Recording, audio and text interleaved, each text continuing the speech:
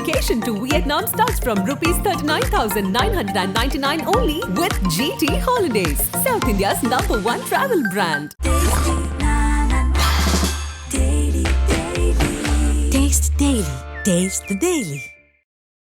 ஒரேடியா சீன ஆதரவு நிலையை அவர் எடுத்தாலும் இந்திய எதிர்ப்பையும் அமெரிக்காவோட எதிர்ப்பையும் ஜப்பானோட எதிர்ப்பையும் சந்திக்க வேண்டியது இருக்கு. இந்த 3 நாடுகள் தான் அங்க வந்து இப்போ ஆக்சிஜன் கொடுத்துட்டு இருக்காங்க. ஸோ அந்த இடத்துலயும் அவர் வந்து ஓவரா இது பண்ண முடியும். மீசோட நிலைமையும் இப்போ நம்ம பார்த்தோம். 5 நாள் சீன பயணமெல்லாம் போயிட்டு சிகப்பு கம்பால வரவேற்பெல்லாம் முடிச்சுட்டு இன்னைக்கு அவரோட அரசாங்கமே ஆட்டம் கண்டுட்டு இருக்கிறத நம்ம வந்து பாக்குறோம். ஸோ அவருக்கு இருக்கக்கூடிய ஆப்ஷன்ஸ்ன்றது ரொம்ப லிமிட்டட். இந்தியாவுடைய ஆதரவு நிச்சயமா தேவை. அதனால இந்தியாவை பகைச்சுக்கிட்டு அவர் ஒரு முடிவு எடுத்து போவாரா அப்படின்னா அதுக்கான வாய்ப்புகள் இல்லை.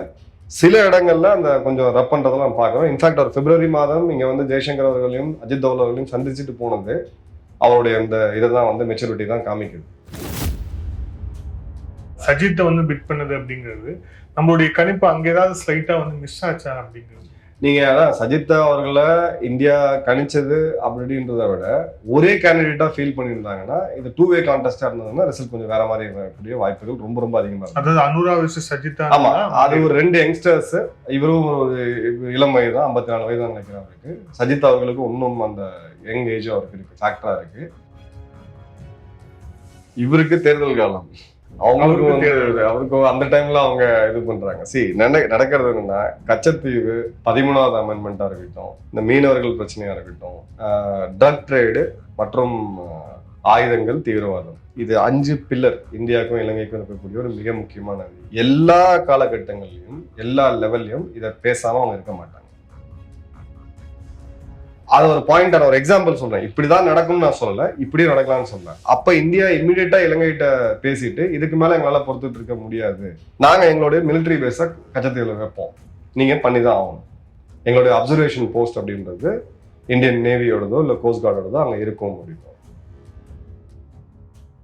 நேயர்களுக்கு அன்பு வணக்கம். இன்றைய சிறப்பு நேர்காணலில் நம்முடன் இணைந்திருக்கிறார் ஓய்வு பெற்ற இந்திய ராணுவ அதிகாரி, புவியரசியல் ஆய்வாளர் மேஜர் மதன்குமார் சார். சார் வணக்கம். வணக்கம். ஜெயஹிந்த். ஜெயஹிந்த் சார். இலங்கையில சமீபத்தில் நடந்து முடிந்த அந்த தேர்தல், அதுல வந்து ஒரு புதிய அதிபர் வந்திருக்கிறாரு, அனுரா திசாநாயக்கா. குறிப்பா வந்து அவர் வந்து நிறைய இப்போ வந்து ரிஃபார்ம்ஸ் வந்து டெய்லி அறிவிச்சிட்டு இருக்காரு, அறிவிப்புகள்லாம் பார்த்துட்டே இருக்கும். அவர் தேர்ந்தெடுக்கப்பட்ட உடனேயே வந்து எல்லாருக்கும் ஏற்பட்ட சந்தேகம், அவர் வந்து ஒரு லெப்டிஸ்ட், அவர் ஒரு கம்யூனிஸ்ட் சிந்தனை இருக்காரு அப்படிங்கிறதாலே இவர் வந்து சைனாவுடைய ஆதரவாளராக தான் இருப்பாரு. சைனா லீனிங் வந்து நிச்சயமாக இருக்கும். இனியும் வருங்காலத்திலும் ஏகப்பட்ட உளவு கப்பல்கள் ரணில் இருக்கும்போதே, அமெரிக்கா ஆதரவு ரணில் இருக்கும்போதே வந்துச்சு. அப்படிங்கிற போது அனுராவுடைய காலத்துல இன்னும் அது அதிகரிக்கும் அப்படிங்கிற ஒரு அச்சம் வந்து இருந்துச்சு. அது அச்சம் சரிதானா? அது அச்சம் கண்டிப்பா சரிதான். இவங்களோட இதுல பாத்தீங்கன்னா ஒரு வருட காலத்துக்கு அந்த பேன் வச்சிருந்தாங்க. ரணில் என்ன பண்ணாருன்னா, எந்த நாட்டோடைய போர்க்கப்பல்களுமே வரக்கூடாது அப்படின்னு அந்த ஒரு வருடம்ன்றத ஜனவரியோட முடியுதுன்னு நினைக்கிறேன். 2 மாத காலங்கள்ல முடியுது, 3 மாத காலங்கள்ல. இப்ப அந்த ஒப்பந்தத்தை திரும்ப, அந்த ஆர்டரை திரும்ப எக்ஸ்டெண்ட் பண்ணுவாங்களா அப்படின்னா நிச்சயமா வந்து ஒரு டவுட்டா தான் நான் பாக்குறேன். ஸோ அதை எடுக்கிறதுக்கான வாய்ப்புகள் அதிகமா இருக்கு. அப்போ சீன கப்பல்கள் வரத்துக்கான வாய்ப்புகள் அதிகமா இருக்கு. இப்ப சமீபத்துல பாத்தீங்கன்னா இந்தியாவோட கப்பலும் சீனாவோட கப்பலும் பக்கத்துல நின்றுச்சு ஒரே நேரத்தில். அந்த துறைமுகம்ல INS மும்பை மற்றும் சீனாவுடைய ஒரு போர்க்கப்பல், 2 போர்க்கப்பல் அவங்களோடது, நம்மளோடது 1 பக்கத்துல நின்றுச்சு. இப்போ இவருடைய AKD பொறுத்த வரைக்கும் நிச்சயமா ஒரு லெஃப்ட் லீனிங்கா தான் அவங்க இருக்கிறாங்க. ஸோ ஆப்வியஸா சைனாவுடைய அந்த நட்பு அப்படின்றது ஒரு டில்ட் அங்க கிளியராகவே தெரியுது. அவர் எடுக்கக்கூடிய முடிவுகள், இப்போ அடானியோட ஒரு ப்ராஜெக்ட் இவங்க நிறுத்துறாங்க, அதை வந்து நாங்கள் சீனா கம்பெனி கொடுப்போம், நாங்கள் ப்ராஜெக்ட்ஸ் வந்து ரினியூ பண்ணுவோம் அப்படின்ட்டு. இப்போ ஒரு இந்த நாட்டிலையும் அண்டை நாடுகளில் பார்த்தீங்கன்னா ஒரு புது அரசாங்கம் வரும்போது நாங்கள் பழைய டாக்குமெண்ட் எல்லாம் நாங்கள் எடுப்போம், நிறைய ஊழல் நடந்திருக்கு, முறைகேடுகள் நடந்திருக்கு, ஒரு சார்பாக வந்து ஒப்பந்தங்கள் போடப்பட்டிருக்கு அப்படின்ட்டு. அதே தான் இப்போ அவர் பேசிட்டு இருக்காரு. பட் அவரால் எவ்வளவு பண்ண முடியும் அப்படின்ற ஒரு மிகப்பெரிய கேள்வி இருக்கு. $4 பில்லியன் இந்தியாவுடைய கடன் உதவியில இப்ப அந்த நாடு மீண்டு வந்ததுன்னா இந்தியா ஒரு மிகப்பெரிய ரீசன். இந்தியாவை பகைச்சுக்கிட்டு அவங்களுக்கு வந்து எரிபொருள் சப்ளைன்றது 90% இங்க தான் போயிட்டு. நீங்க சைனால இருந்து வாங்கணும்னு நீங்க நினைச்சீங்கன்னா கூட சைனாவை எங்க இருக்குது, இலங்கை எங்க இருக்குன்னு பாருங்க, அதோடைய டிரான்ஸ்போர்டேஷன் காஸ்ட் எவ்வளவு வரும்னு பாருங்க. 3வது, சீனா மேலேயுமே ஒரு அதிருப்தி இருக்கு. உதாரணத்துக்கு அம்மந்தோட்டை. இவருடைய பொலிட்டிக்கல் பிளான்க்கு அந்த எலெக்ஷன் பிச் எடுத்தீங்கன்னா 4 விஷயத்த அவர் முதல்ல ஃபர்ஸ்ட் அவர் கொண்டு போனது கரப்ஷன், 2வது எலீட் மற்றும் குடும்ப ஆட்சி, சோ அதுல பிரேமதாசா வர்றாரு, ரணிலும் ஒருவர், ராஜபக்ச ரணிலும் வருவார். ரணில் வந்து ஒரு எலிட்டா வர்றாரு, ராஜபக்சே ஒரு குடும்ப அரசியல். சோ அதுக்கு எதிராக நான் பேசுறேன் அப்படின்ட்டு. மூணாவது, நாட்டை கடன்ல மூழ்கடித்த இவர்கள் அப்படின்ற போது, அந்த நாட்டுல கடன்ல மூழ்கினதுக்கு மிக மிக முக்கியமான காரணம் சீனாவுடைய அந்த அன்வைபிள் ப்ராஜெக்ட்ஸ் அப்படின்னு சொல்லி அங்க இருக்கிற குழந்தை கூட தெரியும். சோ நீங்க முழு சீனா ஆதரவுல போறீங்க. நானும் இந்திய எதிர்ப்பை பத்தி பெருசா பேசல. தமிழர்களுக்கு கொஞ்சம் எதிராக அவர் பேசினார். அந்த இதுல வந்து ஒரு சில இடத்துல பாத்தீங்கன்னா, நாங்கெல்லாம் நாடுன்னு ஒன்றுபடணும், நீங்க தனியா நீங்க யோசிக்க கூடாது, சப் நேஷனலிசம் இருக்கக்கூடாது, நாடுன்னு ஒன்னா சேருங்க, தெற்குல எல்லாம் ஒன்னா சேர்றாங்க. அவருடைய பதவியேற்புக்கு முன்னாடி முதல்ல போய் அவர் அந்த புத்த பிக்ஷுக்களை பாக்குறாரு. ஸோ சிங்கள நேஷனலிஸ்ட் தான் உள்ள கொண்டு வர்றாரு. ரிலீஜியஸ் நேஷனலிசம் என்னைக்குமே மார்க்சிசத்தோட பங்கே கிடையாது. கம்யூனிஸ்டுக்கு ரிலீஜனே கிடையாது. அவங்க அதை தாண்டி யோசிக்கக்கூடிய சித்தாந்த ரீதியாக அது வந்து வராது. பட் இவர் கஸ்டமைஸ் பண்ணிக்கிறார். இது ஃபுல் லெஃப்ட் இல்ல மார்க்சிஸ்ட் நம்ம சொல்லவே முடியாது. ஏன்னா புத்த பிக்ஷுக்களை பார்த்து நீங்க புத்திஸ்ட் நேஷனலிஸ்டா இருக்கணும், ஆர்டிகல் 9 நினைக்கிறேன் அவங்களுடைய கான்ஸ்டிடியூஷன்ல, இது ஒரு புத்திஸ்ட் நேஷனலிஸ்டா இருக்கணும், புத்திஸ்ட் நாடா இருக்கணும் அப்படின்ற அந்த கான்ஸ்டிடியூஷன். அதை நான் மதிக்கிறேன், அதை என்னைக்குமே எதிர்க்க மாட்டோம் அப்படின்ற நிலையை 2000 எடுத்துட்டாங்க. 2000 ஒரு எம்பியா பதவி பிரமாணம் எடுக்கும்போது அந்த ஜேவிபியோட அந்த ட்ரெடிஷன் இதுல இருந்து அவர் மாறிட்டார். ஸோ புத்திஸ்ட் நேஷனலிசம் அவங்க ஒத்துக்கிறாங்க. அடுத்தது அவர் போய் எம்மதமும் சம்மதம் அப்படின்னு அந்த இமேஜை மெயின்டைன் பண்றதுக்கு அங்க இருக்கக்கூடிய கேத்தலிக் டயஸ் பிஷப் போய் பாக்குறாரு. பிறகு ஒரு கோயிலுக்கும் வராரு. அதுக்கப்புறம் வந்து அங்க இருக்கக்கூடிய ஒரு முக்கியமான ஒரு மசூதிக்கு போறாரு. இஸ்லாமியில இருக்கக்கூடிய அந்த மத தலைவர்களை சந்திக்கிறாரு. இப்போ இந்த இடத்துல ஒரு sub nationalism, anti Tamil politics அப்படின்றது கொஞ்சம் அவர் முன்னெடுக்கிறார். இல்ல அதுதான் 13வது அரசியலமைப்பு சட்டத்தை வந்து அவர் வந்து ஏத்துக்கல. அது அன்னைக்கு வடகிழக்கு மாகாணங்கள் ஒருங்கிணைக்கணும்னா அதுவும் வந்து முடியாது அப்படின்னு. இல்ல, ஒருங்கிணைச்சதை இவர் தான் கேஸ் போட்டு, அதுக்கப்புறம் இவர் போட்ட கேஸ் தான் இப்ப பிரிச்சு விட்டு திரும்ப அதை வந்து டிவைட் பண்ணாங்க. அந்த நிலையெல்லாம் இருக்கு. பட் அடிப்படையா அவரால் என்ன பண்ண முடியும், என்னென்ன அவைலபிள் ஆப்ஷன்ஸ் இருக்கு. இந்தியாவை முழுவதும் பாய்ச்சிட்டாங்க அப்படின்னு ஒரு எக்ஸாம்பிள் வச்சுக்கோம். மாலத்தீவுல என்ன நடந்துச்சுன்னு தெரியும், இலங்கையில விடுங்க, பங்களாதேஷ்ல என்ன நடந்துச்சுன்னு தெரியும், இப்போ நேபாளில் என்ன நடந்துச்சுன்னு தெரியும். அது இல்ல, அந்த அந்த வேலையை அவர் பண்ணிட்டு இந்திய எதிர்ப்புன்னு அவர் கொண்டு வந்துட்டு இந்திய முதலீடுகள் வேண்டாம், இந்தியாவுடைய வர்த்தகம் வேண்டாம்னு அவர் முடிவு பண்ணாருன்னா நாடு வந்து இன்னும் திவாலாயிரும். ஸோ அந்த ஆப்ஷன் கிடையாது. அப்போ இந்தியாவுக்கு 2 அங்க 2 அப்படின்னு பேலன்ஸ் பண்ணக்கூட போகக்கூடிய சூழ்நிலையில தான் அவர் இருந்துட்டு இருக்காரு. ரணில் ஒரு தேர்ந்த டிப்ளமேட், அவர் மோர் தென் அரசியல்வாதி, ஒரு தேர்ந்த டிப்ளமேட், ஒரு இன்டர்நேஷனல் ஃபேஸ் அவர். ஸோ அதை அவரால் எஃபெக்டிவா பண்ண முடிஞ்சது. இப்போ இவருக்கு இந்த கம்யூனிஸ்ட்ன்ற டேக் இருக்கு. அதை ரொம்ப உதறினாருன்னா அங்க அவருக்கு ஓட்டு வங்கியே பாதிக்கும். அமெரிக்காட்ட போய் நீங்க பேசும்போது நீங்க கம்யூனிஸ்டா பேச முடியாது, நீங்க கேபிட்டலிஸ்டா தான் பேசி ஆகணும். ரெண்டாவது, ஒரேடியா சீன ஆதரவு நிலையை அவர் எடுத்தாலும் இந்திய எதிர்ப்பையும், அமெரிக்காவோட எதிர்ப்பையும், ஜப்பானோட எதிர்ப்பையும் சந்திக்க வேண்டியது இருக்கு. இந்த 3 நாடுகள் தான் அங்க வந்து இப்போ ஆக்சிஜன் கொடுத்துட்டு இருக்காங்க. சோ அந்த இடத்துலயும் அவர் வந்து ஓவரா இது பண்ண முடியும். மீசோட நிலைமையும் இப்ப நம்ம பார்த்தோம். 5 நாள் சீன பயணம் எல்லாம் போயிட்டு சிகப்பு கம்பால வரவேற்பு எல்லாம் முடிச்சுட்டு இன்னைக்கு அவரோட அரசாங்கமே ஆட்டம் கண்டுட்டு இருக்கிறத நம்ம வந்து பாக்குறோம். இதை விட முக்கியமான விஷயம், அவர் என்னைக்குமே அந்த ப்ரோ ஸ்ரீலங்கன் ஆர்மி ஸ்டாண்ட் அவர் எடுத்திருக்கிறார். என்னைக்கெல்லாம் எல்டிடி கூட ஒரு போர் ஒப்பந்தம் அப்படின்னு சொல்லி அந்தந்த காலகட்டங்களில் இருந்த பிரதமர்கள் போனாங்களோ அதுக்கு என்னைக்குமே அவர் எதிராக தான் இருந்திருக்காரு. நீங்க 2000 இருந்து பாத்தீங்கன்னா அந்த வரலாறு இல்லை. ரெண்டாவது, இலங்கை இராணுவத்தின் மீது இருக்கப்பட்ட போர் குற்றங்கள், அதை வந்து அவர் ஒரு கமெண்ட் ஒன்று கொடுத்திருந்தாரு. எப்ப ஒரு 5-6 வருடத்துக்கு முன்னாடி நினைக்கிறேன், ஒரு கமெண்ட் கொடுத்திருந்தாரு. அதுல பாதிக்கப்பட்டவங்களே பெரிய லெவல்ல கம்ப்ளைண்ட் பண்ணல, நீங்க இதுக்கு வந்து இது பண்ணிட்டு இருக்கீங்க அப்படின்ற அந்த ஒரு இது வந்து வந்துச்சு.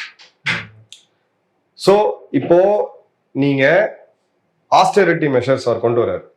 எனக்கு இவ்வளவு வண்டிகள் தேவையில்லை, அதெல்லாம் இந்த ட்வீட்லாம் நீங்க பார்த்துருப்பீங்க.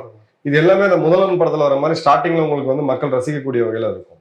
உங்களுடைய மிகப்பெரிய, உங்க பட்ஜெட்ல இருக்கக்கூடிய மிகப்பெரிய நிதி அப்படின்றது, செலவுன்றது எங்க இருக்குன்னு பாத்தீங்கன்னா அந்த நாட்டோட ராணுவத்துக்கு. அவ்வளவு பெரிய ராணுவம் தேவையில்லை. இப்ப ராணுவத்துல இருக்கக்கூடிய உயர் அதிகாரிகள், பிரிகேடியருக்கு ஆரம்பிச்சு ஜெனரல் வரைக்கும், நீங்க ஒரு வாரிய இலங்கையோட எந்த ஒரு வாரியம் அரசு நிறுவனத்தை பாத்தீங்கன்னா அவங்க ஒரு ராணுவ ஜெனரல் இருப்பார். ஏன்னா அவங்களுக்கு வந்து எங்கேயாவது உட்கார வைக்கணும், கொடுத்துட்டு மாத்தி உட்கார வைக்கிறாங்க. இப்ப நீங்க ராணுவத்தோடைய எண்ணிக்கையை கம்மி பண்ணாம, இந்தியாவோட மக்கள் தொகை இந்தியா ராணுவத்துக்கும் நம்ம ஒரு ரேஷியோ பார்த்தோம்னா இதோட 2.5 மடங்கு அதிகமா இருக்கு இலங்கையில. சோ அப்ப நீங்க ராணுவத்தை கம்மி பண்ணணும். ராணுவத்தை நீங்க கம்மி பண்ணணும்னு நீங்க போய் கை வச்சீங்கன்னா, இவர் ஃபுல் மெஜாரிட்டியில வரல. நல்லா கவனிச்சிங்க, 41.5% தான் வந்திருக்காரு. இதை வந்து ராஜபக்சேவே பண்ணல. ஃபுல் மெஜாரிட்டியில வந்து வரக்கூடிய ராஜபக்சேவை அதை பண்ணல. கோத்தபய ராஜபக்ஷ அவர் ராணுவத்துல இருந்தவர், இன்டெலிஜென்ஸ்ல இருந்தவர், அவருமே அதை பண்ணல. இப்போ அந்த மெஷரை எடுக்காம நீங்க வந்து ஒண்ணு நீங்க வருமானத்தை பெருக்கணும், நாட்டுடைய வருமானத்தை பெருக்கணும், இன்னொன்னு வந்து செலவை கம்மி பண்ணணும். இது ரெண்டுத்தையும் பண்ணாதான் இதா இருக்கும். இப்போ வருமானம் எங்க இருந்து வருது? வரியில இருந்து வருது. இப்போ ஒரு வரியை கம்மி பண்ணணும்னு சொல்லிட்டு மீனவர்களுக்கு கொடுக்கக்கூடிய டீசல்ல நாங்க வரியை கம்மி பண்ணணும் இப்போ அறிவிப்பு கொடுத்திருக்காரு. இப்ப நீங்க வரியை கம்மி பண்ணிட்டு நீங்க செலவையும் குறைக்கல அப்படின்னா இந்த இந்த இவருடைய அந்த வரவேற்பு இப்ப இருக்கக்கூடிய அந்த இது எல்லாமே 2 வருஷம் கழிச்சு அப்படியே டோட்டலா வேற மாதிரி இருக்கும். சோ அவருக்கு இருக்கக்கூடிய ஆப்ஷன்ஸ்ன்றது ரொம்ப லிமிட்டெட். இந்தியாவுடைய ஆதரவு நிச்சயமா தேவை. அதனால இந்தியாவை பகைச்சுக்கிட்டு அவர் ஒரு முடிவு எடுத்து போவாரா அப்படின்னா அதுக்கான வாய்ப்புகள் இல்லை. சில இடங்கள்ல அந்த கொஞ்சம் ரப் பண்றதெல்லாம் பார்க்கிறோம். இன்ஃபேக்ட் அவர் பிப்ரவரி மாதம் இங்க வந்து ஜெய்சங்கர் அவர்களையும் அஜித் தோவல் அவர்களையும் சந்திச்சுட்டு போனது அவருடைய அந்த இதைதான் வந்து மெச்சூரிட்டி தான் காமிக்குது. ஸோ அவர்கிட்ட பெரிய ஆப்ஷன்ஸ் இல்லை இதெல்லாம் பண்றதுக்கு. ஒரு கண்ட்ரியோட சாவரன் ரைட்ஸ், நீங்க பவர்ஃபுல்லா இருக்கீங்கன்னா நீங்க என்ன வேணா பண்ணலாம். நீங்க ஐஎம்எஃப்ல பெயில் பேக்கேஜோ ரீநெகோஷியேட் பண்ணுவேன் அப்படிங்கிறது. ரீநெகோஷியேட் பண்றதுக்கு ஐஎம்எஃப் ஒத்துக்க மாட்டாங்க. கம்யூனிஸ்ட் சித்தாந்தம் வந்து எல்லாத்தையும் அரசுடைமையாக்கணும், அரசு நிறுவனங்கள் நடத்தணும், கார்பரேட்டுக்கு எதிரானது அப்படின்ட்டு. ஐஎம்எஃப் என்ன சொல்லுது? இத்தனை அரசு நிறுவனங்கள் உங்க ஸ்ரீலங்கன் ஏர்லைன்ஸ் உட்பட எல்லாமே லாஸ்ல போயிட்டு இருக்கு, இதெல்லாம் டிஸ்இன்வெஸ்ட் பண்ணுங்க அப்படின்றாங்க. ஸோ இது ஒரு ரொம்ப ஒரு காம்ப்ளெக்ஸான ஒரு சுச்சுவேஷன் அவருக்கு. ஸோ அவர் நினைக்கக்கூடிய அளவுக்கு தேர்தல் காலத்தை பேசினதெல்லாம் அவர் இங்க பண்ணிடுவாங்கன்னா சத்தியமா அவர் பண்றதுக்கான முனைப்பு அவருக்கு இருந்தாலும் விருப்பம் இருந்தாலும் அதை பண்ண முடியாத சூழ்நிலைகள் தான் இன்னைக்கு இருந்துட்டு இருக்கு. அதை தாண்டி இந்தியா ஆதரவு பெற்ற ஒரு வேட்பாளராக கருதப்பட்ட சஜித் பிரேமதாசா அவர் வந்து ரொம்ப க்ளோஸா வந்தாரு. ஆரம்பத்துல அவர் ஜெயிப்பார் அப்படிங்கிற ஒரு நிலை இருந்தது. Fight between Sajith and Anura அப்படிங்கிற மாதிரி தான் இருந்தது.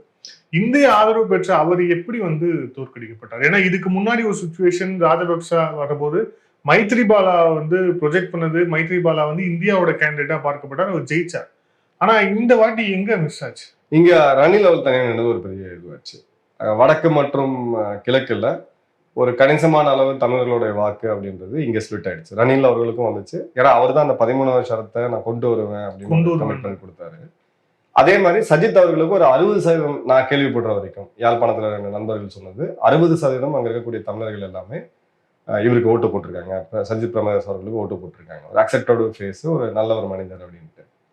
கொஞ்சம் மாணவர்கள் இந்த கம்யூனிஸ்ட் சிந்தனைக்குள்ள வடக்குல இருக்கக்கூடிய மாணவர்கள், இதுல நம்மளோட கிழக்கில் இருக்கக்கூடிய மாணவர்கள் ஒரு 5% அப்படின்றவங்க இவருக்கு போட்டிருக்காங்க. சிங்கிளிஸ்ட் நேஷனலிசம் பேசினவங்க அவங்க வந்து கொஞ்சம் ஃபெடப் ஆயிருக்காங்க ரணில் மேலேயும் சரி. ஒரு ரிப்பீட்டடா அந்த ஃபேஸ் வருது. மேபி சஜித் அவர்களுக்கு அந்த பிரேமதாசான்ற சர்நேம் இல்லாம அவர் ஒரு புது ஃபேஸா போயிருந்தாருன்னா நிச்சயமா அவர் இன்னும் க்ளோஸா ஒரு டைட்டா ஒரு காம்படிஷன் கொடுத்துருப்பாரு. அவருக்கு அந்த பழைய அவங்க அப்பா காலத்தோடைய அந்த இதுவுமே ஹேங் ஓவருமே அவர் மேல அந்த நிழல் வந்து இன்னும் வந்து ஸ்ட்ராங்கா படுது அப்படின்றத பாக்குறோம். 2வது ரணில் அவர்கள் தனியாக நின்ன ஒரு சூழ்நிலை, இங்க ஓட்டு வந்து ஸ்பிளிட் ஆகுது. 3வது பாத்தீங்கன்னா 2022 நடந்த அந்த போராட்டம், அது மிடில் கிளாஸோடைய ஒரு கொழும்போ சென்ட்ரிக்கா பக்கத்துல இருந்த சில மாவட்டங்கள்ல இருந்து அம்மத்தோட்டை போன்ற மாவட்டங்கள்ல இருந்து வந்தவங்க அந்த போராட்டத்துல கலந்துக்கிட்டாங்க. அந்த ஓட்டு ஃபுல்லா என் மாசா ஒரு புது ஃபேஸ் அப்படின்றதுக்கு வந்துருச்சு. கரப்ஷனை அகெயின்ஸ்டா ப்ரொஜெக்ட் பண்ணது. இப்போ நீங்க சஜித் பிரேமதாசா அவருடைய தந்தை ஒரு இதுல இருந்திருக்கிறாரு. அதே மாதிரி நீங்க ரணில் பாத்தீங்கன்னா அவரும் கணிசமான காலம் பதவியில இருந்திருக்கிறாரு. இவர் வந்து எம்பியா இருந்தாரு, சில கூட்டணி ஆட்சிகள்ல ஒரு பாட்டா இருந்தாலும் ஒரு பிரதமர் ஃபேஸா இல்ல. சோ இவர் மேல அந்த கரப்ஷன் அப்படின்ற அந்த பிரிண்ட், அந்த முத்திரை, அந்த அழுக்கு அவர் மேல இல்லை. அப்போ அந்த கரப்ஷன் பேஸ்டா இது பண்ணும்போது அந்த கேம்பெயினை ஜென்ரலா நீங்க இலங்கை எலெக்ஷனை பாத்தீங்கன்னா தமிழர்களை மையப்படுத்தி ஒரு கேம்பெயின் ரன் பண்ணுவாங்க. இந்த போலரைசேஷன் எப்பயுமே நடக்கும். தமிழர்களுக்கோட அந்த இது கொடுக்க மாட்டோம், இந்தியாவை சேர்ன்றது, அங்க இருக்கக்கூடிய தமிழர்களை பேசி அந்த ஒரு யூனிட்டி தான் வந்து அவங்க போலரைஸ் பண்ணி தான் ஜெயிக்கக்கூடிய வழியை பார்ப்பாங்க. தமிழ் நேஷனல் அலையன்ஸ் அங்க இருக்கக்கூடிய பார்ட்டிஸ் எல்லாம் ஸ்பிளிட் ஆகி நிற்கிறதுனால இவங்க எல்லாம் ஒன்னு சேர்ந்து ஓட்டு போட்டா கூட ஒரு பெரிய லெவல்ல அந்த எலெக்ஷனோட ரிசல்ட்டை பாதிக்காது. ஆனா இந்த முறை இவர் எடுத்துட்டு போனது நேஷனலிசம் அந்த பாயிண்ட்ல அவர் போறாரு. அதுல எல்லாருமே கவர் ஆகிறாங்க. அப்ப எல்லாருமே கவர் ஆகும் போது இஸ்லாமியர்களும் இவருக்கு கணிசமான அளவு வாக்கு போடுறாங்க, கிறிஸ்தவர்களும் கணிசமான அளவு வாக்கு போடுறாங்க.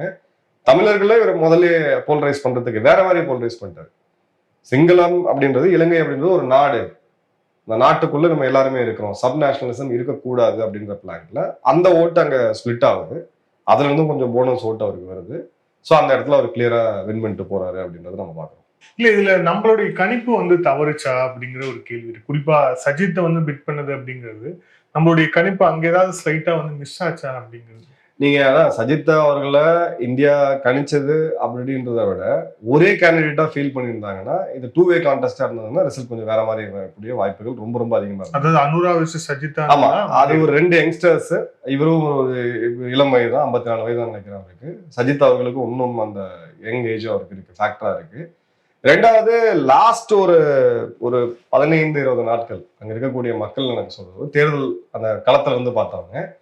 இவங்களுடைய ஜேவிபியோடைய சோஷியல் மீடியா கேம்பெயின் ரொம்ப ரொம்ப எஃபெக்டிவா இருந்துச்சு அப்படின்னு சொன்னாங்க. இந்த இடத்துல அவர் கொஞ்சம் சுணக்கமாயிட்டார் சஜித் அவர்கள். கிரவுண்ட் ரிலேஷன் மைக்ரோவா பார்த்தோம் அப்படின்னா இந்த இருக்கு. மூணாவது, நீங்க என்னதான் பேக்கப் பண்ணாலும் என்னதான் ஒரு நடத்தணும், பியாண்ட் அ பாயிண்ட் வந்து அதை நீங்க ஹெல்ப் பண்ண முடியும். ஒருத்தருக்கு ஃபேவரபிளான கவர்மெண்ட் வருதுன்னா நீங்க நிதி வழங்க முடியும், அந்த மாதிரியான விஷயங்கள் பண்ண முடியுமே தவிர கடைசியில மக்கள் தீர்ப்பு நீங்க ஒரேடியா மாத்தி அமைக்கணும் அப்படின்னு பாத்தீங்கன்னா அது எந்த நாட்டாலையுமே முடியாது. ஸோ அந்த ஒரு ஃபேக்டர் இருக்கு. யுனைடடா இவங்க போய் அங்க இருக்கக்கூடிய தமிழ் கட்சிகள் எல்லாம் ஒன்று சேர்த்து ஒரு அலையன்ஸ் ஒன்று எஃபெக்டிவா ஃபார்ம் பண்ணி அதெல்லாம் ஸ்பிளிட் ஆகாம ரணில் அவர்களுக்கு ஒரு இதை கொடுத்துட்டு அவரையும் இங்க உள்ள கொண்டு வந்து அப்படி கொண்டு போயிருந்தாங்கன்னா இந்த தேர்தல் வந்து மாறி இருக்கக்கூடிய வாய்ப்புகள் இருக்கு. பட் இது ஸ்பிளிட் ஆகி இருந்ததுனால இந்த எதிர்பார்த்த இதுவுமே வந்து வரல. இப்ப நமக்கு இருக்கக்கூடிய இன்னொரு முக்கியமான கன்சர்ன் கச்சத்தீவு. ரணில் வந்து ஒரு சமீபத்துல ஒரு இன்டர்வியூல பேசும்போது சொல்றாரு, கச்சத்தீவை பத்தி இந்திய அரசாங்கம் எதுவுமே எங்கிட்ட பேசவே இல்லை அப்படிங்கிறார். கச்சத்தீவு அப்படிங்கிற இஷ்யூவை வந்து இந்திய அரசாங்கம் கச்சத்தீவை கொடுங்க, இல்ல கச்சத்தீவை வந்து லீஸுக்கு கொடுங்க அப்படிங்கிற மாதிரி எந்த விஷயத்தையுமே வந்து இந்திய அரசு நம்ம பேசவே இல்லைங்கிறார். ஆனா 2024 நாடாளுமன்ற தேர்தலுக்கு முன்பாக செய்தியாளர் சந்திக்கும் போது நம்மளுடைய வெளியுறவுத்துறை அமைச்சர் ஜெய்சங்கர் சொல்லும் போது அதுக்கான பேச்சுவார்த்தைகள் போகுது அப்படிங்கிறார். ஆனா அமைச்சர் இப்படி சொல்றாரு, ஆனா ரணில் அதை மறுத்துக்கிறார். அப்ப என்ன போயிட்டு இருக்குன்னு ஒரு கேள்வி இருக்குல்ல. இவருக்கு தேர்தல் காலம், அவருக்கு அந்த டைம்ல அவங்க இது பண்றாங்க. நடக்கிறது என்னன்னா, கச்சத்தீவு 13வது அமெண்ட்மெண்டா இருக்கட்டும், இந்த மீனவர்கள் பிரச்சனையா இருக்கட்டும், ட்ரக் ட்ரேடு மற்றும் ஆயுதங்கள், தீவிரவாதம், இது 5 பில்லர் இந்தியாவுக்கும் இலங்கைக்கும் இருக்கக்கூடிய ஒரு மிக முக்கியமானது. எல்லா காலகட்டங்கள்லையும் எல்லா லெவல்லையும் இதை பேசாம அவங்க இருக்க மாட்டாங்க. இந்த கச்சத்தீவு எப்போ நமக்கு வரும் அப்படின்ற போது அங்க ஒரு லோக்கலா ஒரு ஃபேவரபிளான சுச்சுவேஷன் வந்து அங்க வரணும். நாளைக்கு ஏகேடியே முடிவு பண்றாரு கச்சத்தீவை நாங்க இந்தியா கொடுத்துட்றேன் அப்படின்றாரு. அடுத்த எலெக்ஷன் அவரால் ஜெயிக்க முடியுமா? சத்தியமா முடியாது. ஏன்னா கொடுக்க மாட்டேன் அப்படின்ற அந்த கேம்பெயினை முன்வந்து அதே ரணில் விக்ரமசிங்கே இந்த பேட்டிக்கு நீங்க பேசும்போது இன்னொரு விஷயத்தையும் சொன்னா நீங்க வச்சிருப்பீங்க. முகமது மீசு வந்து இந்தியா அவுட் கேம்பெயினை இலங்கையில இருந்தா காப்பி அடிச்சாரு. இங்க இருந்தா அந்த ஐடியா எடுத்துட்டு போனாரு. அது பியூர் அண்ட் பியூரா அரசியல் காரணங்களுக்காக பேசினாரே தவிர அவருக்கும் இந்தியாவுக்கும் எந்த பிரச்சனையுமே கிடையாது. அவர் இந்தியா விட்டு நல்ல உறவுல தான் இருந்துகிட்டு இருக்காரு, பேச்சுவார்த்தையில இருக்காரு. ரொம்ப ஒரு நெருங்கி வந்து அங்க பேசணும், இந்தியாவை பகைச்சக்கூடாதுன்றதுல ரொம்ப தெளிவா இருக்காரு. அது ஒரு எலெக்ஷனுக்காக பேசணும்னு சொல்லி அவர் சிரிச்சாரு. இப்ப இங்கேயுமே என்ன சுச்சுவேஷன்ல அது வரணும் அப்படின்ற போது ஒரு நாடு கிட்ட இருந்து கொடுக்குது அப்படின்ற மாதிரி நான் இலங்கை பாயிண்ட் ஆஃப் வியூல போகணும். அப்ப ஏதாவது ஒண்ணு பெருசா கிடைக்கணும். இது ரெண்டுமே இருக்கு. ரெண்டாவது 13வது ஷரத்து, அதோட இம்ப்ளிமெண்டேஷன். இப்போ அந்த இடத்துல இவங்க எப்பயுமே கம்யூனிஸ்ட் ஜேவிபியோட இது ரொம்ப ஆன்டி 13th அமெண்ட்மெண்ட்ல தான் இருக்காங்க. அந்த ஒப்பந்தத்தையும் அவங்க ஒத்துக்கல. அப்போ இது ரெண்டுமே இப்ப நீங்க இது கச்சத்தீவு எங்களுக்கு வேணும்னு இல்ல, நீங்க எழுதி கொடுத்ததை நீங்க ஒரு நாடு 2 நாடு கையெழுத்து போட்டு கொடுத்து நீங்க எப்படி கேட்க முடியும்னு கேட்டீங்கன்னா அதே கேள்வி இந்தியாவாலையும் கேட்க முடியும். ஜெயவர்தனே ராஜீவ்காந்தி அவர்கள் கையெழுத்து போட அந்த ஒப்பந்தத்தை அது அமெண்ட் ஆயிடுச்சு, நீங்க இம்ப்ளிமெண்ட் தான் பண்ணாம வச்சிருக்கீங்க. அது நீங்க எப்படி அப்ப அந்த அக்ரிமெண்ட்டை நாங்க மதிக்காத போது நீங்க மதிக்காத போது இந்த அக்ரிமெண்ட்டை நாங்க ஏன் மதிக்கணும் அப்படின்ற கேள்வி எல்லாம் இருக்கு. சோ இந்த இடத்துல ஒரு சொல்யூஷன் ஒர்க் அவுட் ஆகும். நாளைக்கு சீனா நெடுந்தீவு பக்கத்துலயோ இப்ப அவங்க இருக்கக்கூடிய இறால் பண்ணி இந்த இதெல்லாம் வந்து அவங்க க்ளோஸா வந்துகிட்டு இருக்காங்க. நாளைக்கு எங்கேயாவது அங்க ஒரு இடத்துல சீனாவுடைய ராணுவ பிரசன்ஸ் இருக்கு அப்படின்றது பியாண்ட் டவுட்ஸ் நமக்கு வந்து ஒரு இன்டெலிஜென்ஸ் ப்ரூவ் பண்ண முடியுது அப்படின்னா இப்பவுமே அங்க இருக்கக்கூடிய மக்கள் சொல்லிட்டு தான் இருக்காங்க, மீனவர்களே சொல்லிட்டு தான் இருக்காங்க. ஸோ அதை வந்து நம்ம தெரியாம கிடையாது. பட் அது ஒரு பாயிண்ட், ஒரு எக்ஸாம்பிள் சொல்றேன். இப்படிதான் நடக்கும்னு நான் சொல்லல, இப்படியும் நடக்கலாம்னு சொல்றேன். அப்ப இந்தியா இம்மிடியேட்டா இலங்கைகிட்ட பேசிட்டு இதுக்கு மேல எங்களால பொறுத்துட்டு இருக்க முடியாது, நாங்க எங்களுடைய மிலிட்டரி பேஸ கச்சத்தீவுல வைப்போம், நீங்க பண்ணிதான் ஆகணும். எங்களுடைய அப்சர்வேஷன் போஸ்ட் அப்படின்றது இந்தியன் நேவியோடதோ இல்லை கோஸ்ட் கார்டோடதோ அங்கே இருக்கும் அப்படின்னு. இந்த மாதிரியான சூழ்நிலைகள் வர்றதுக்கான வாய்ப்புகள் நிச்சயமா அதிகமா இருக்கு. ஸோ இது எல்லாமே உடனடியா இப்போ நடக்கிறது கிடையாது. ரெண்டாவது, இப்போ ஃபர்தரா இவர் சீனாவுடைய ப்ராஜெக்ட்ஸை எடுத்துட்டு போனாரு. இப்போ அம்மந்தோட்டையோட ஏர்போர்ட் நீங்க பாத்தீங்க, ராஜபக்சோட ஏர்போர்ட் பாத்தீங்க, 80,000 பேர் வர வேண்டிய ஏர்போர்ட்ல ரெண்டு விமானங்கள் கூட வரல இந்த வருடம். இப்படி நீங்க பெரிய பெரிய மைதானங்களா இப்ப கொலம்போ போர்ட் சிட்டி இருக்கு, அது என்ன கதையாக போகுதுன்னு தெரியல. ஏன்னா இந்த மாதிரியான ப்ராஜெக்ட்ஸ் எல்லாம் இன்னும் ஃபர்தரா எடுத்துட்டு போனாரு அப்படின்ற போது ஷார்ட் டேர்ம்ல அவருக்கு ஒரு கெயின் இருக்கும், லாங் டேர்ம்ல அவ்வளவு பெரிய ராஜபக்சவே வெந்துட்டார். 2% ஓட்டு வாங்கியிருக்காரு ராஜபக்ச. ஒரு காலத்துல அந்த நாட்டோடைய ஒரு ஹீரோ அப்படின்ற அளவுக்கு அவங்க செலிப்ரேட் பண்ணிட்டு இருந்தாங்க. ஸோ இந்த ஃபேக்டர் எல்லாமே உள்ள வரும். ஒரு ஒரு ஒரு சூழ்நிலை அமெரிக்காவோட அழுத்தத்தையும் மறந்துடாதீங்க. குவாடோடைய அடுத்த சமிட் இந்தியாவில் நடக்க போகுது. அமெரிக்கா ஜோ பைடன் இன்டைரக்டா சொல்லிட்டாரு, India is good great leader within quad அப்படின்றாரு. அப்போ குவாடை முன்னெடுத்து போகுவோம் அப்படிங்கும் போது இங்க இருக்கக்கூடிய பிரச்சனைகளை முன்னெடுத்து பேசுவாங்க. ஸோ எல்லாவோடைய இதுவுமே அதில் வரும். அந்த பாயிண்ட்ல 26ல இவங்க ஒரே நாடு ஒரு தேர்தல் கொண்டு வராங்களா, இல்லை 29ல தேர்தல் நடக்குதா, இந்த பிரச்சனையை மையப்படுத்தி இந்த ஒரு சேஞ்ச் வரதுக்கான வாய்ப்புகள் இருக்கு. ரெண்டாவது, 26ல இதை இங்க இருக்கக்கூடிய பிஜேபி ஒரு அரசியல் பிரச்சனையை எடுத்துட்டு போறாங்க, கச்சத்தீவை மீட்கணும் அப்படின்ற கமிட்மெண்ட்டை கொடுக்குறாங்க அப்படின்னா அது எந்த அளவுக்கு அவங்களுக்கு வாக்கரசியலுக்கு வருதுன்னு பார்க்கணும். End of the day every politics party is here for votes. அந்த பாயிண்ட்ல என்ன மாதிரியான ரியாக்ஷன் இருக்கு அப்படின்றதையும் பார்க்க வேண்டிய ஒரு இது இருக்கு. ஸோ இங்கே பெரிய அளவுல வரவேற்பு இல்லை அப்படின்னா இப்போ எதுக்கு போய் அதை கை வச்சிருந்தோம் தான் எந்த ஒரு அரசாங்கமே பார்க்கும். இல்லை, எப்படி அனுரா வந்து ஆன்டி தமிழ் அப்படின்னு சொல்லப்படுதோ அதே மாதிரிதான் அவர் வந்து இந்த ஆன்டி மலையக தமிழ் அப்படிங்கிற ஒரு போர்ஷனும் இருக்கு. குறிப்பா நம்ம வந்து கடந்த காலங்கள்ல ரணில் வந்து அதிகாரத்துல இருக்கும்போது தொடர்ச்சியா அந்த மக்களுடைய பிரதிநிதிகள், தொண்டைமான் அந்த அவங்களுடைய பிரதிநிதிகள் சொல்லிட்டு தொடர்ச்சியா வந்து ஒரு டைலாக் இருந்துகிட்டே இருந்தது. எல்முருகன் போனாரு, அண்ணாமலை போனாரு, தொடர்ச்சியா அந்த டைலாக் வந்து இருந்துகிட்டே இருந்தது. அது அவங்க வச்சு ஒரு விஷயத்த பண்ணணும் அப்படின்னு வந்து இந்தியன் கவர்மெண்ட்டுக்கு மைண்ட்ல இருந்தது. இப்ப அதுல ஏதேனும் தடை வருமா, இல்ல அதை அப்படியே தொடரும்னு நினைக்கிறீங்களா? கண்டிப்பா தொடரும். அவங்க ஆதரவு இருக்கோ இல்லையோ கண்டிப்பா தொடரும். ஏன்னா கொடுக்கக்கூடிய நிதி உதவிகள் இது எல்லாமே சப்லைன்ஸ்ல எழுதியிருக்கு. அதாவது நீங்க ஒரு அரசாங்கத்துக்கு கோவிட் டைம்ல இவ்வளோ நிவாரண நிதி நீங்க கொடுக்குறீங்க, இலங்கைக்கு நம்ம கொடுத்துருக்குறோம். இன்னொன்னு டார்கெட்டட் ஃபினான்சிங்.